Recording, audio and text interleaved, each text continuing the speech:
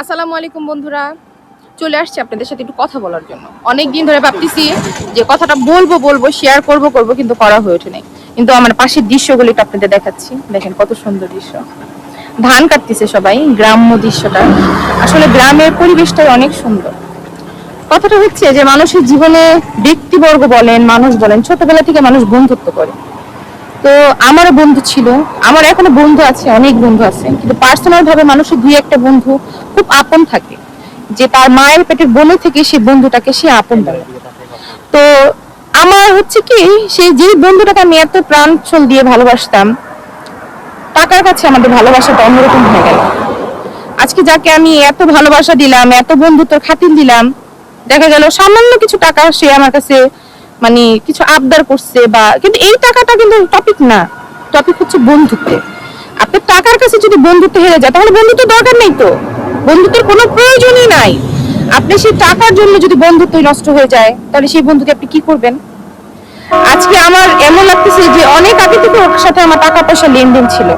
যদি ওরে আমি অনেক আগে থেকে টাকাটা দেওয়া বন্ধ করতাম বা ওর কাছ থেকে নেওয়া বন্ধ করতাম, তাহলে হয়তো বা আমাদের সম্পর্কটা অনেক আগে নষ্ট হয়ে যেত। তো আজকে যা বুঝলাম যে বন্ধু তো টিকে থাকে মানুষ চার দোকানে, কফির দোকানে যে যে দুইটা চা কফি খায়, মনে হয় দিনটা যদি কোনো বন্ধু যদি একে অপরকে না দিত, তাহলে হয়তো সেই বন্ধুত্বটা টিকতো না। তো আমি মনে করি সবাইকে একটা উপদেশ দিব যে টাকা দিয়ে কখনো বন্ধুত্ব করবেন না। তাতে আপনাদের বন্ধুত্ব যদি নষ্ট হয়ে যায়, যাক আলহামদুলিল্লাহ ভাববেন। কিন্তু এই যে ধরেন টাকা দিয়ে মনে করবেন আজকে আমি আমার বন্ধুকে টাকা দিয়ে হেল্প করলাম, সেজন্য আমার বন্ধুত্ব আছে না, এটা কখনোই করা যাবে না। আমি আমার এক্সপিরিয়েন্স থেকে বলতেছি, টাকা পয়সা দিয়ে অত্যন্ত বন্ধুত্বের খাতিরটা করার চেষ্টা করবেন না। কারণ আজকে আপনি দিবেন ভালো, যখন দিতে না পারবেন তখন আপনি শত্রু হয়ে দাঁড়াবেন, তখন আপনার ফোনটাও রিসিভ করতে যাবে না, তখন আপনার ফোনটাও রিসিভ করবে না। আমি বুঝি না, আমি যে বন্ধু বিপদে ছিলাম, আপদে ছিলাম, যে আমার বিপদে আসছে, কিন্তু সামান্য কিছু টাকার জন্য আজকে হয়তো বন্ধু শত্রু হয়নি, তবে সে আমার ফোন রিসিভ করে না, সে আমার সাথে কথা বলতে আমাকে ইগনোর করে।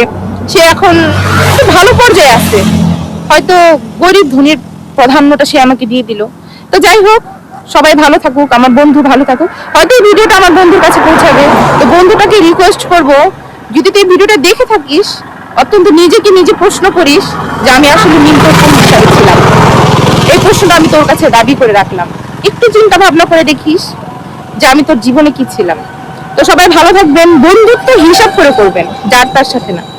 আল্লাহ হাফেজ।